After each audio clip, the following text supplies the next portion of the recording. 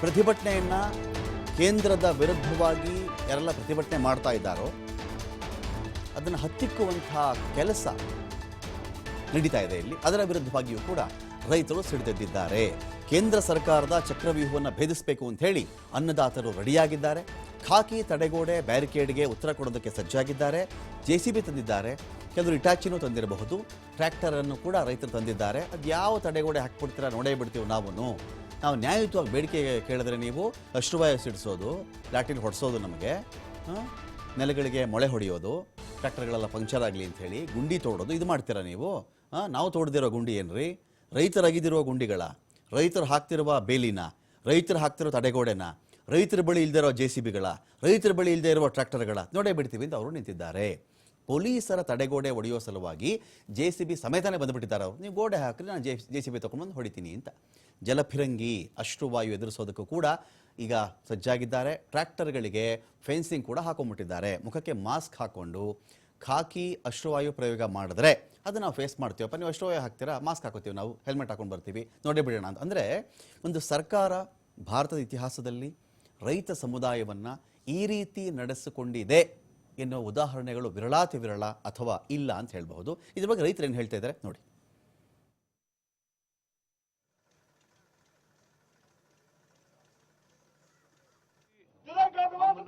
फैसला किया है कोई युवा कोई किसान मजदूर आगे नहीं जाएगा, लीडर बढ़े जाएंगे, आगे जाएंगे पीसफुली।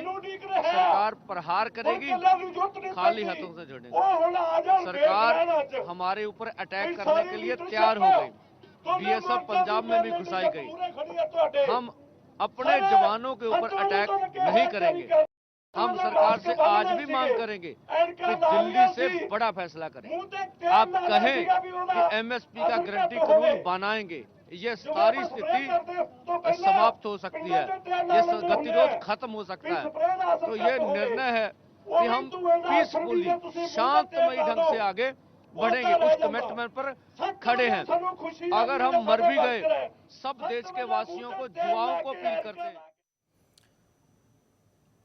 ಒಂದು ದೊಡ್ಡ ದೊಡ್ಡ ರೈತ ವರ್ಗ ಕೇಂದ್ರ ಪ್ರಸ್ತಾಪ ಮಾಡ್ತಾ ಇದೆಯಲ್ಲ, ಈ ವಿಚಾರಕ್ಕೆ ಸಂಬಂಧಪಟ್ಟಂತೆ ಏನು ಹೇಳ್ತಾ ಇದ್ದಾರೆ ಅಂತ ಎಲ್ಲರೂ ಗಮನ ಇಟ್ಟು ಕೇಳಿಸ್ಕೊಳ್ಳಿ. ಬಹಳ ಬಹಳ ಇಂಪಾರ್ಟೆಂಟ್ ಇದು. ರೈತರು ಹೋರಾಟ ಮಾಡ್ಕೊಳ್ತಾ ಇದ್ದಾರೆ, ರೈತರು ಹೋರಾಟ ಮಾಡ್ತಿದ್ದಾರೆ ಅಂತ ಹೇಳಿದ್ರೆ ರೈತರಂತೆ ಬಿಡ್ರಿ, ನಾವ್ಯಾರೂ ಅದನ್ನು ಅಲ್ಲಗಳೆಯಬಾರದು. ಇದು ಈ ಮಣ್ಣಿಗೆ ನಾವು ತಿಂತಿರೋ ಅನ್ನಕ್ಕೆ ಮಾಡುವ ದ್ರೋಹ ಆಗಿಬಿಡುತ್ತದು. ಅವರಿಂದಲೇ ನಾವಲ್ವೇನ್ರಿ?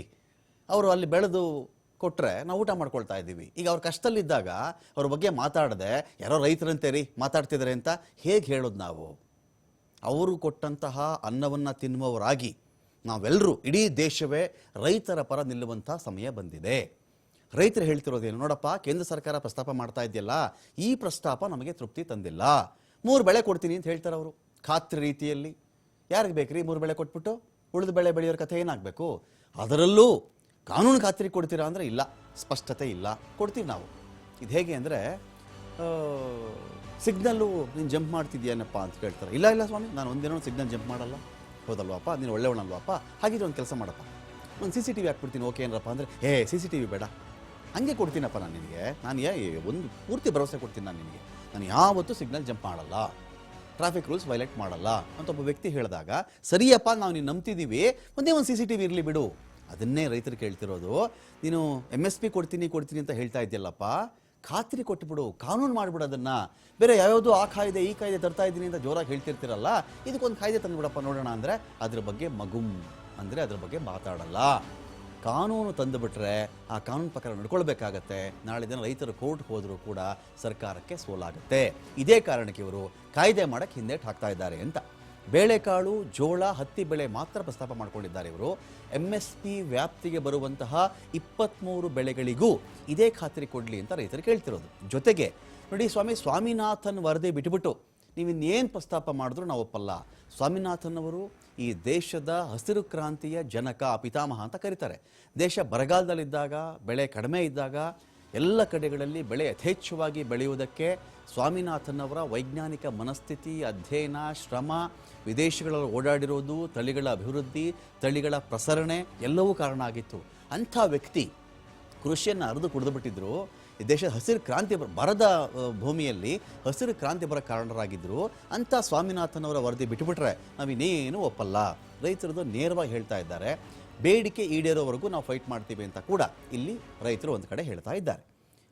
ಇನ್ನು ನಾವು ಲೆಕ್ಕಾಚಾರಕ್ಕೆ ಬಂದ್ಬಿಡೋಣ. ಈಗ ಏನಿದು ಎಮ್ ಎಸ್ ಪಿ ಅಂತಾರೆ, ಕಡೆ ಸ್ವಾಮಿನಾಥನ್ ವರದಿ. ಯಾವಾಗಾದರೂ ರೈತರದ್ದು ಪ್ರತಿಭಟನೆ ಬರಲಿ, ನಮಗೆ ಸ್ವಾಮಿನಾಥನ್ ವರದಿ ಪ್ರಕಾರನೇ ಆಗಬೇಕು ಎಮ್ ಎಸ್ ಪಿ ಅಂತ ಮಾತಾಡ್ತಾರೆ. ಈ ಎಮ್ ಎಸ್ ಪಿ ಅಂದರೆ ಏನಪ್ಪ ಅಂತ ಒಂದು ಪ್ರಶ್ನೆ ಇದೆ ಇಲ್ಲಿ.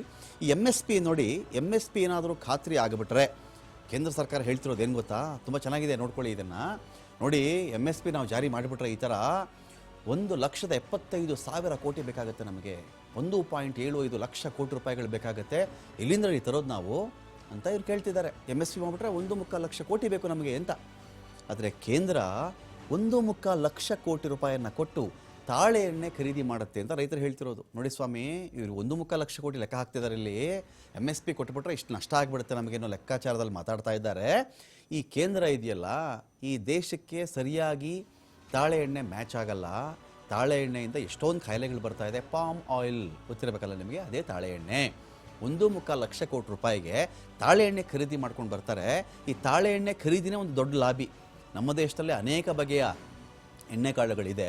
ಎಲ್ಲ ಬಿಟ್ಬಿಟ್ಟು ಯಾವ್ಯಾವುದೋ ದೇಶದಿಂದ ತಾಳೆ ಎಣ್ಣೆ ತೊಗೊಂಬರ್ತಾ ಇದ್ದಾರಲ್ಲ, ಇದರಲ್ಲೊಂದು ದಂಧೆ ಇದೆ ಅಂತ ಕೂಡ ರೈತರು ಮಾತಾಡ್ತಾರೆ. ನೀವು ಯಾರನ್ನಾದರೂ ಕೇಳಿ ನೋಡಿ ಇದ್ರ ಬಗ್ಗೆ. ಈ ಎಣ್ಣೆಯಿಂದ ಸುಮಾರು ಜನಕ್ಕೆ ಕಾಯಿಲೆ ಬರುತ್ತೆ. ಈ ಕಾಯಿಲೆ ಬಂದರೂ ಚಿಂತೆ ಇಲ್ಲ ಅಂತ ಯಾವ್ಯಾವುದೋ ದೇಶದಿಂದ ತಾಳೆ ಎಣ್ಣೆ ತೊಗೊಂಡು ಬಂದು ಇಲ್ಲಿ ಮಾರ್ತಾರೆ. ಅದಕ್ಕೂ 1.25 ಲಕ್ಷ ಕೋಟಿನೇ ಆಗೋದು. ಇಷ್ಟೊಂದು ಬೆಳೆಗಳಿಗೆ ಎಮ್ ಎಸ್ ಪಿ ಕೊಡ್ರಪ್ಪ, ಅದಕ್ಕೂ 1.25 ಲಕ್ಷ ಕೋಟಿ ಆಗುತ್ತಲ್ಲ ಅಂದರೆ ನಾವಲ್ಲೇ ನಾನು ಇದಕ್ಕೆ ಒಪ್ಪಲ್ಲ ಅಂತ ಇವ್ರು ಹೇಳ್ತಾರಲ್ಲ. ಹೇಗಿದು? ತಾಳೆ ಎಣ್ಣೆ ಆಮದು ಮಾಡ್ಕೊಳ್ಳೋಕೆ ಇಂಟ್ರೆಸ್ಟು. ಇದೇ ಅಮೌಂಟನ್ನು ನೀವು ಬೆಂಬಲ ಬೆಲೆಗೆ, ಮಿನಿಮಮ್ ಸಪೋರ್ಟ್ ಪ್ರೈಸ್, ಕನಿಷ್ಠ ಬೆಂಬಲ ಬೆಲೆಗೆ ಖಾತ್ರಿಪಡಿಸ್ರಿ ಅಂದರೆ ಒಪ್ಪಲ್ಲ. ಇದರಿಂದ ಯಾವ ಹೊರೆನೂ ಉಂಟಾಗಲ್ಲ ಸ್ವಾಮಿ, ಸುಮ್ಮನೆ ಒಂದು ಕುಂಟು ನೆಪ ಅಂತ ಇಲ್ಲಿ ಹೇಳ್ತಿರುವಂಥ ವಿಚಾರ.